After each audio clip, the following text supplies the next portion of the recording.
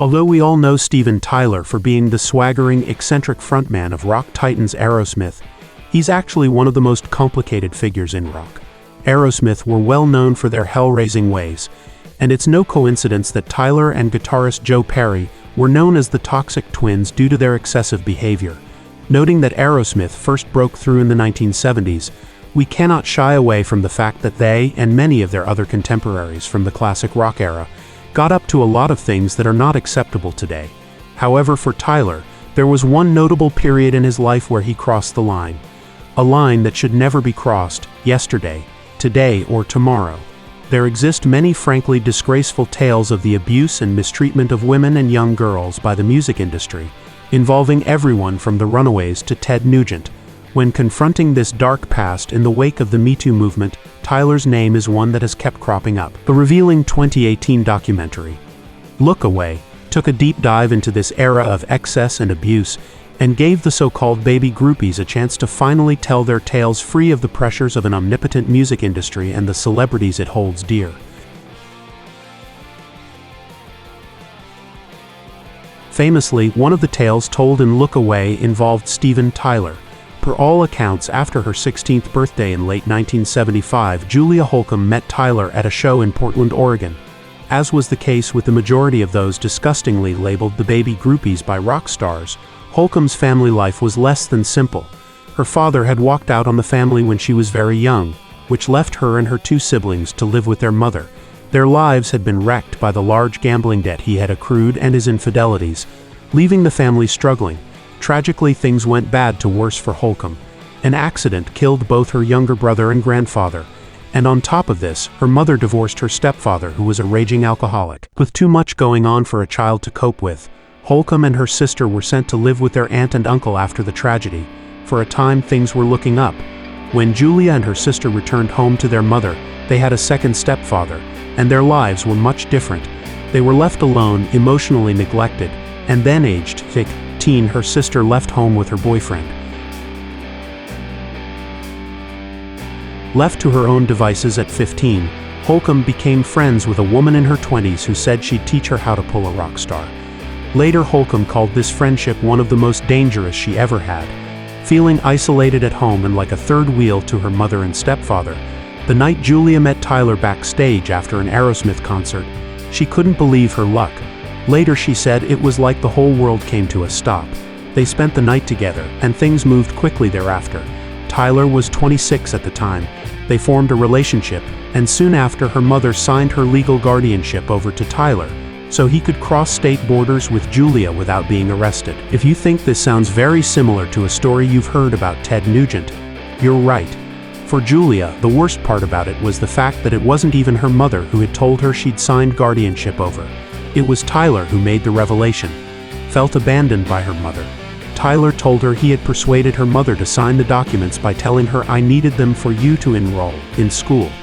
From then on, the young Holcomb was immersed in the excessive world of the music industry, taking drugs, drinking, riding around in limos, and living the life of a rock star.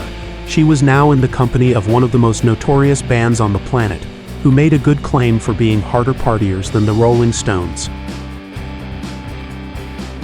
This wasn't abuse in the normal sense though. Tyler was deeply in love with Julia, and he told her wanted to have children with her after they'd cohabited for a while. Due to conflicting accounts, it's unsure whether the pregnancy was planned or accidental, but either way it happened. Holcomb had told Tyler that she wanted kids with him, and within a year the couple got the news. They were both delighted. Some months later, Tyler proposed to Holcomb. He introduced her to family, but things didn't go to plan. Tyler Sr. was seriously concerned about the marriage, and his sentiments were echoed by his grandmother, who refused to hand over her wedding ring. After they left, Tyler and Holcomb rode, and after that, the writing was on the wall. The relationship was irreparably damaged. Holcomb recalled, "When we left the house that night, I could see that Steven had had a change of heart. Powerless personally and legally, she was left carrying the baby of her legal guardian who didn't want her anymore." Tyler then went on tour with Aerosmith, and Holcomb stayed at their flat in Boston. She was without money, education, healthcare. She had nothing. This was only the beginning of a biblical ordeal though. The apartment where the couple lived caught fire, and unable to escape the flat, Holcomb narrowly escaped with her life by sheltering in the marble fireplace. She awoke in the hospital, and the doctor told her that Tyler had said it was best she have an abortion.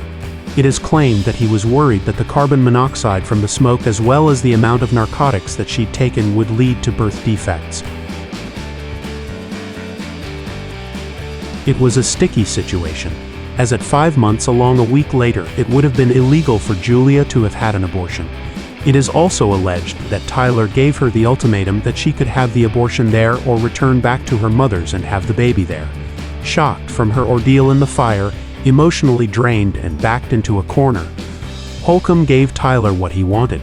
Even though she wanted to keep the baby, Tyler stayed with her through the procedure, although he was apparently high on cocaine and emotionally removed from the situation. Dooley, the young Holcomb, was utterly devastated. It is critical to note that Tyler was also left devastated by the ordeal, as everyone close to him at the time maintains. He wrote in 2011, "It was a big crisis. It's a major thing when you're growing something with a woman, but they convinced us that it would never work out and would ruin our lives. You go to the doctor and they put the needle in her belly, and they squeeze the stuff in and you watch, and it comes out dead. I was pretty devastated. In my mind I'm going, Jesus, what have I done?" By the early days of 1977, Holcomb finally left Tyler, who by that point was seeing another woman. After her days in the wilderness, she returned to her mother and stepfather, who by that point had a young son who she loved dearly. The relationship between her and her family blossomed over time, and things started to change for the better. She went back to high school, got a diploma, and went back to church. She found work and a husband and raised 7 children. She's now been married for nearly 35 years. Unsurprisingly, Holcomb hasn't spoken to Tyler since they split. Afterwards, they would follow different paths. Holcomb became devout Christian, thinking that God had saved her in the fire, and Tyler carried on being a rock star and a celebrity. Tyler's relationship with the model Bebe Buell delivered their child Liv Tyler in 1977, and initially Buell claimed that Todd Rundgren was actually Liv's father to protect her from the frontman's all-encompassing drug addiction. But that's a story for a different day. The story of Holcomb and Tyler is a tragic one, and we're just glad that Holcomb was finally given the peace that she deserved, and props to her for managing to find her way out of the darkness.